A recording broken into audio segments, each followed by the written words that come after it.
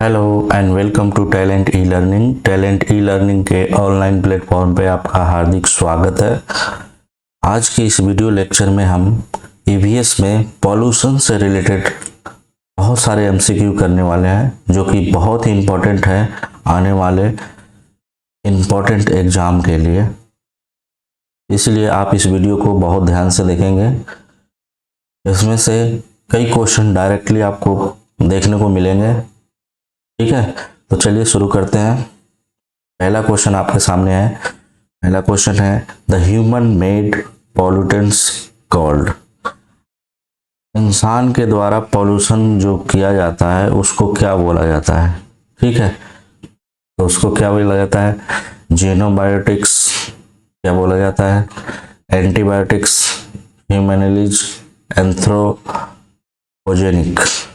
ये तो इसका राइट आंसर होगा D, anthropogenic human made pollutants है। ये आपको याद रखना है। एंथ्रोपोजेनिक ह्यूमन के द्वारा पॉल्यूशन है। The pollution occurs as the result of unexpected change.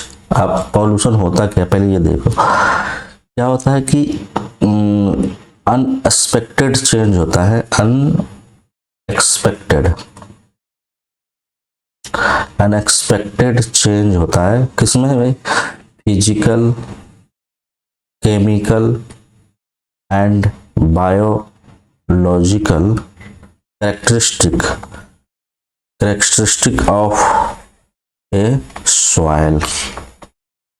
अगर इसमें सॉइल भी हो सकता है तो ये पॉल्यूशन तो इन जनरल होगा ना। सॉइल भी हो सकता है, वाटर भी हो सकता है, एयर भी हो सकता है।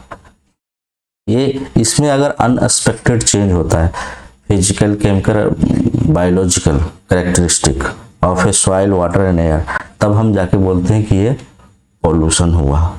ठीक है, तो ह्यूमन के द्वारा जो पॉल्यूटेंट्स है वो उसको बोला जाता है एंथ्रोपोजेनिक। ठीक है, इसको आपको याद रखना है। ठीक है, नेक्स्ट क्वेश्चन हम करते हैं। Question number 2, the combination of coal, petrol and diesel it is यार बेसिक सोर्स ऑफ। बताना है कि इन तीनों का कॉम्बिनेशन इसके बेसिक सोर्स है। वाटर पॉल्यूशन का, लैंड पॉल्यूशन का, एयर पॉल्यूशन का या नॉइज पॉल्यूशन का। तो कोल गाड़ी में, पेट्रोल गाड़ी में, डीजल भी, तो इससे क्या एयर पॉल्यूटेड होता है, कोल से भी एयर पॉल्यूटेड होता है। तो इसका राइट आंसर होगा ऑप्शन नंबर सी, यानी कि air pollution. Air pollution in तीनों के कॉम्बिनेशन से संभव है।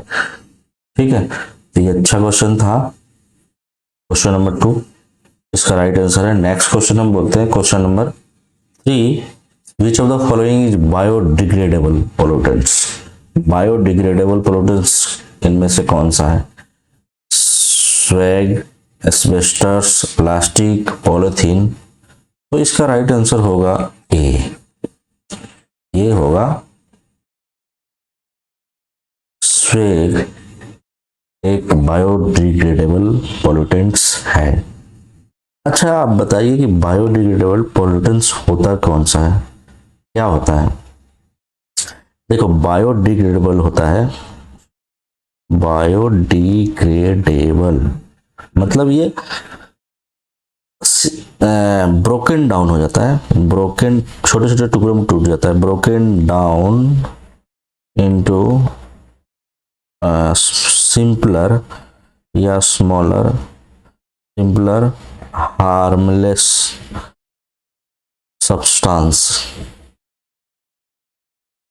substances in nature। कैसे टूटता है? Due to course of time. ठीक है, एक और ये किसके किसके द्वारा हो सकता है? तो by action of micro organism like bacteria हो गया, इसके द्वारा ये टूट सकता है। तो ये जो सिंपलर सब्सटेंस में टूटने की प्रक्रिया है उसे हम बायोडिग्रेडेबल बोल सकते हैं। हाँ, ये इसका एग्जाम्पल बायोडिग्रेडेबल का है, आप ध्यान रखेंगे। एक तो हो गया यही स्वेग एग्रीकल्चरल रेसिड्यू, जितने एग्रीकल्चर से रेसिड्यू होते हैं बायोडिग्रेडेबल होते हैं। कैटल डंग, जिसको हम यूज करते हैं खाना बनाने में। Animal bones, vegetable stuff, vegetable stuff, डंठे जो होते हैं, ये सारे क्या होता है, बायोडिग्रेडेबल होते हैं। तो अगर इनमें से कोई भी ऑप्शन में होगा तो ये उस पर हम राइट टिक करेंगे। बहुत ही अच्छा क्वेश्चन था। इस क्वेश्चन के माध्यम से हमने देखा कि बायोडिग्रेडेबल क्या होता है, वो किसके एक्शन पे टूटता है, ये क्या होता है, और इसके एग्जाम्पल्स ये है, जो कि अभी ऑप्शन में ये दिख रहा है, बाद में कोई और दिख जाएगा। तो आपको ये याद होना चाहिए कि कौन कौन से ऑप्शन में होंगे तो हमें टिक करना है। ये क्वेश्चन नंबर 3 था। हम क्वेश्चन नंबर 4 करते हैं। Next, which of the following energy source produce no atmospheric pollution. कहता है कि एटमॉस्फेरिक पॉल्यूशन नहीं करता, इनमें से कौन सा एनर्जी का सोर्स है।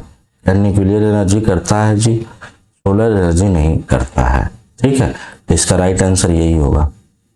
पेट्रोलियम भी करता है, ये नहीं होगा। कोल एनर्जी भी नहीं होगा, इसका राइट आंसर बी होगा। कोल भी करता है, ये भी कार्बन मोनोऑक्साइड छोड़ता है, पेट्रोलियम भी कार्बन डाइऑक्साइड छोड़ता है, न्यूक्लियर भी छोड़ता है। लेकिन सोलर एनर्जी कोई भी एटमॉस्फेरिक पॉल्यूशन प्रोड्यूस नहीं करता है, क्योंकि ये जो है इसको हम बोलते हैं non renewable source of energy, sorry renewable source of energy. ये पॉल्यूटेड नहीं करता है, इसका राइट आंसर होगा बी। आप याद रखेंगे बी। ये कोयला जो है ये non renewable source of energy है, इसे फिर से प्राप्त नहीं किया जा सकता, ये भी हम याद रखेंगे। न्यूक्लियर, पेट्रोलियम, ये सारे non renewable source of energy है। ठीक है, ये सारे क्वेश्चन हम पिछले क्लास में भी हम करवा चुके हैं, अगर आप वीडियो नहीं देखे हैं तो वहां जाकर आप देख सकते हैं। तो इसका राइट आंसर होगा B, solar energy. Types of energy में मैंने पढ़ाया है ये सब। Which of the following air pollutants gets dissolve in the haemoglobin of the blood more rapidly than oxygen. Oxygen से ज्यादा रैपिडली डिजोल्व होता है हीमोग्लोबिन में, वो कौन सा पोल्यूटेंट्स, एयर पोल्यूटेंट्स है। ठीक है, क्या पैन है, कार्बन डाइऑक्साइड, कार्बन मोनोऑक्साइड, क्या हो सकता है, ओजोन। इसका राइट आंसर होगा सी, कार्बन मोनोऑक्साइड जो होता है ना, वो ज्यादा डिजोल्व हो जाता है हीमोग्लोबिन में। इसलिए देखते हैं जब कभी भी बिल्डिंग में आग लगता है तो इंसान बेहोश होकर मर जाता है, क्योंकि उसके अंदर कार्बन मोनोऑक्साइड चला जाता है, जिसके कारण उसके हीमोग्लोबिन में ज्यादा डिजोल्व हो जाता है, जिसका ब्लड क्लॉट बन जाता है, ब्लड का सर्कुलेशन रुक जाता है, जिसके कारण उनकी डेथ हो जाती है। तो इसीलिए क्योंकि ये ज्यादा ऑक्सीजन से ज्यादा डिजोल्व हो जाता है ब्लड में, इसलिए कार्बन मोनोऑक्साइड इसका राइट आंसर होगा ऑप्शन नंबर सी। यहाँ पे आपको इसका फुल फॉर्म भी याद रखना है कि पैन का फुल फॉर्म क्या होता है, तो इसको याद रखना है पेरोक्सी एसिटाइल नाइट्रेट, ये याद रखना है, peroxy acetyl nitrate, peroxy acetyl nitrate. कभी कभी पूछ लेता है इसका फुल फॉर्म भी। ठीक है, कार्बन डाइऑक्साइड का केमिकल फॉर्मूला ये होता है, ओजोन का O3 होता है, ये याद रखेंगे। कार्बन मोनोऑक्साइड का CO होता है। ठीक है, पैन का पेरोक्सी एसिटाइल नाइट्रेट, इसका फुल फॉर्म पूछा था। ठीक है, ये तो क्वेश्चन नंबर 5। क्वेश्चन नंबर हम 6 करते हैं, the non biotic pollutants underground water. हाँ, ये बताना है आपका नॉन बायोटिक पोल्यूटेंट है अंडरग्राउंड वाटर में, बैक्टीरिया नहीं नहीं नहीं, आर्सेनिक होगा इसका। नॉन बायोटिक बोला है तो आर्सेनिक होगा यार। WHO ने इसका मार्क किया है कि आर्सेनिक की मात्रा कितनी होनी चाहिए, ये 0.05 मिलीग्राम पर लीटर होना चाहिए। ये आप WHO ने मार्क किया, इससे ज्यादा होगा तो ये बहुत ही अंडरग्राउंड वाटर को पॉल्यूटेड कर देगा, और उसको अगर हम as a drinking water use करते हैं, ज्यादातर ये गंगा के पानी में ये देखने को मिलता है, तो हमारा किडनी फेलियर हो सकता है। किडनी फेलियर ज्यादा होता है, तो आप इसको अवॉइड करेंगे।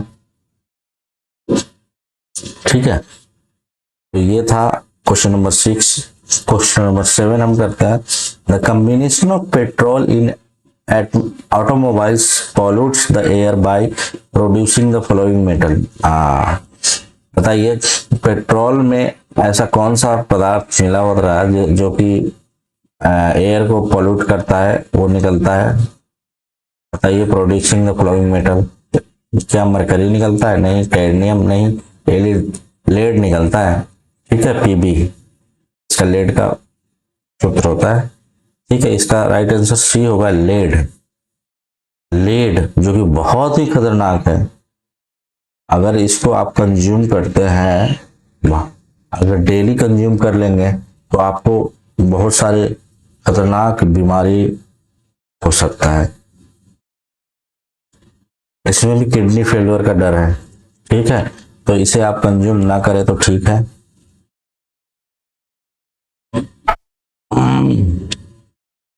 नेक्स्ट क्वेश्चन हम करते हैं, question number 8, the colourless gas coming out from the motor vehicles and cigarette due to the incomplete combustion. Incomplete combustion, अगर कार्बन को हम कंप्लीट कंबशन करेंगे, ये पूरा कंप्लीट करेंगे तो कार्बन डाइऑक्साइड देता है।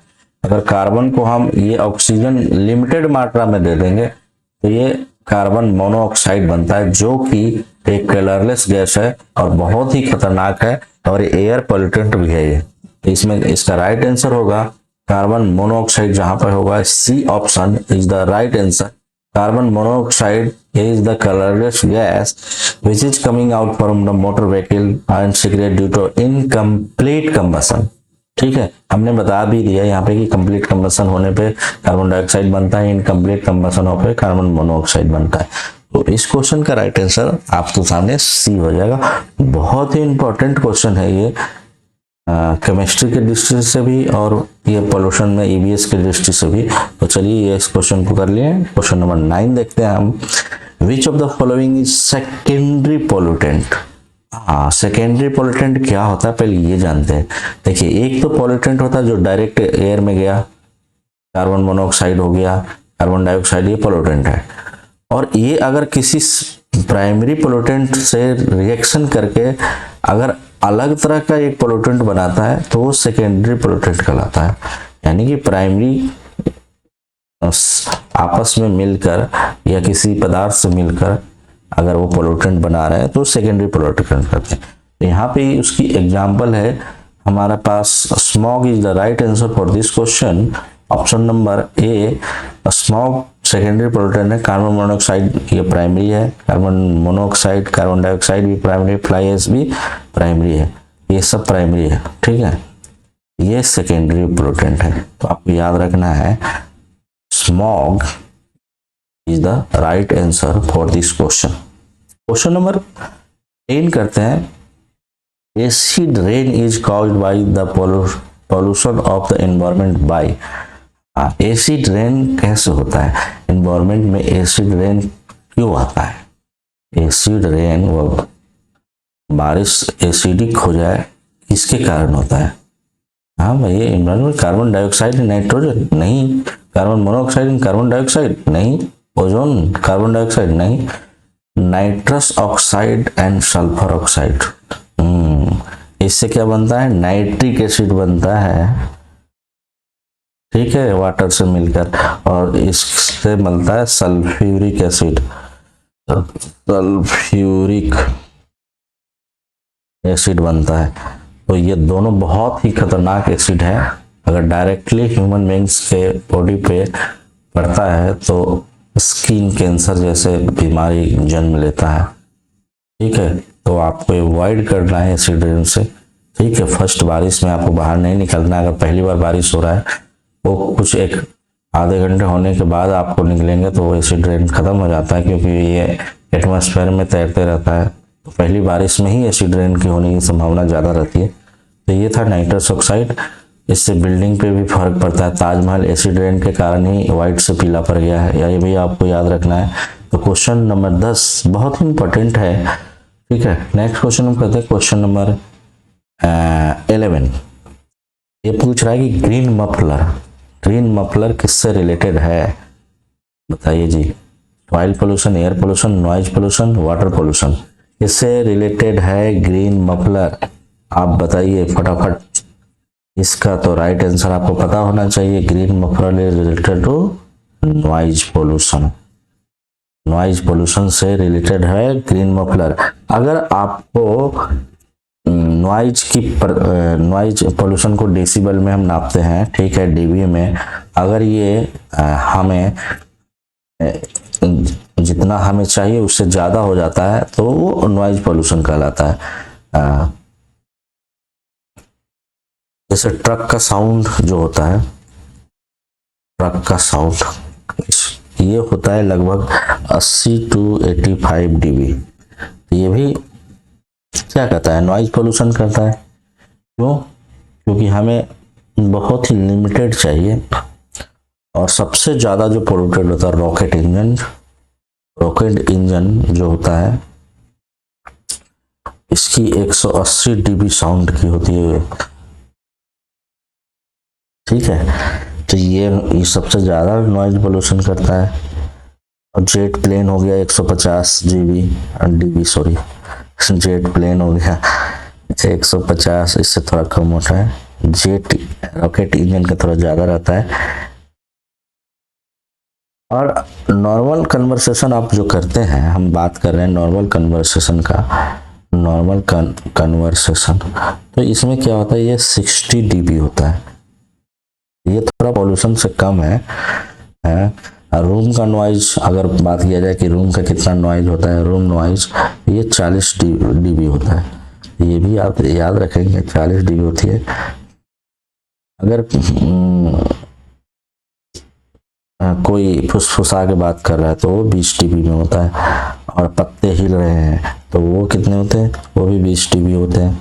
ये पॉल्यूशन नहीं होता। इसका मतलब ये हुआ कि नॉर्मल 60 dB से अगर ग्रेटर साउंड प्रोड्यूस करने वाला है तो उसे हम नॉइज पोल्यूशन के अंदर में हम कंसीडर करेंगे।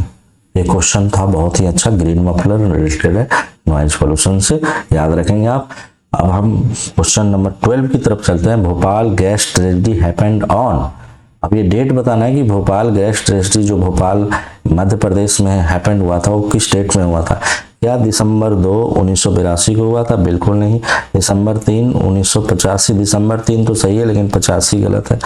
दिसंबर 3 1984 बिल्कुल सही है कि दिसंबर 3 दिसंबर 1984 को भोपाल गैस ट्रेजेडी हुआ था, जिसमें से एक यूनियन कार्बाइड की फैक्ट्री थी, जिससे हमारा एक मिथाइल आइसोसाइनेट नामक खतरनाक गैस प्रोड्यूस हुआ था, जो कि बहुत सारे लोगों को अपाहिज बना दिया था। इतनी खतरनाक गैस थी, आज तक लोग वहाँ उस तरह के पैदा होते हैं, मेंटल अपाहिज इस तरह के पैदा होते हैं। इतनी खतरनाक है, कई पीढ़ियों तक वो लगातार चल रहा है। बहुत ही खतरनाक था Bhopal gas tragedy. Union carbide की फैक्ट्री में ये अचानक विस्फोट हो गया था। क्वेश्चन नंबर 13 करते हैं। द गैस, हाँ क्वेश्चन आ गए यहाँ पे। The gas which leaked from the union carbide factory Bhopal, इसमें होता है मिथाइल आइसोसाइनेट, अभी बताए थे। ऑप्शन नंबर सी ये नहीं होगा, मीथेन नहीं होगा, सल्फर डाइऑक्साइड भी नहीं होगा। मिथाइल आइसोसाइनाइड ये यूनियन कार्बाइड की भोपाल गैस ट्रेजेडी में निकला था, जिसे आपको याद रखना है। ऑप्शन नंबर 13 हो गया। क्वेश्चन नंबर 14 करते हैं हम। विच of the following is biodegradable. Biodegradable अभी बताया था, स्मॉलर यूनिट में कन्वर्ट होता है by the action of bacteria, micro organism जिसको बोलते हैं। स्मॉलर पीस में स्मॉलर हार्मलेस में कन्वर्ट होता है by action of biodegradable agent, इसको बोलते हैं बैक्टीरिया। इसमें से बताना है कौन सा, प्लास्टिक नहीं, पॉलीथीन नहीं, ये बायोडिग्रेडेबल नहीं है, ये तो डिग्रेडेबल ही नहीं है, मरकरी नहीं, रबर है, रबर बैक्टीरिया के द्वारा ये विलुप्त हो जाता है, ठीक है। इसका राइट आंसर होगा D, option number D, rubber. Next question करते हैं, question number 15, which one of the following is a bio indicator of pollution है। पॉल्यूशन के लिए बायो इंडिकेटर इनमें से कौन सा है, आपको ये बताना है, ठीक है। क्या लिचेन, फेरन, मोनी प्लांट, डोडर। तो इसका राइट आंसर होगा, आपको पता होना चाहिए, ये है, ये lichen is the pollution indicator है। ये पॉल्यूशन को इंडिकेट करता है कि पॉल्यूशन ज्यादा हो रहा है, ठीक है, लिचेन, ये याद रखना है आपको। बायो इंडिकेटर्स है ये, यस। तो ये था आज का टोटल 15 क्वेश्चन। वीडियो कैसा लगा आपको कमेंट बॉक्स में बताइएगा। अगर ये वीडियो आपको अच्छा लगता है तो अपने दोस्तों को साथ जरूर शेयर करें, और पहली बार अगर इस चैनल पर विजिट किए हैं तो आप इस चैनल को सब्सक्राइब जरूर कर लें। Thanks for watching my video, have a nice day, thank you.